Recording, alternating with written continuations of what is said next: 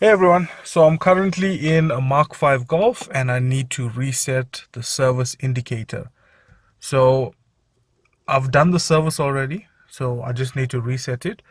Yeah, and no tools needed. So firstly, you just got to put the key off, then press and hold the 00 button, the trip button, and then while you're holding that, then you want to put the key on. So it's a little bit difficult for me with one hand, but I'm gonna give it a shot. There we go, camera folds.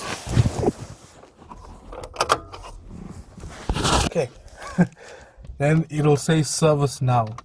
Then you just release that button and then you press the minute button. Press and hold that down and it should be reset now. So let's wait and see if it says anything. And it doesn't. There you go, job done. So I put the key off and on again. So it's going to give me the airbag fault. I can't clear that without any tools, unfortunately. But at least our service indicator will be off now. And there you go. No service indicator on. So it'll come on in the next 15,000 kilometers. Thanks for watching. Please like and subscribe.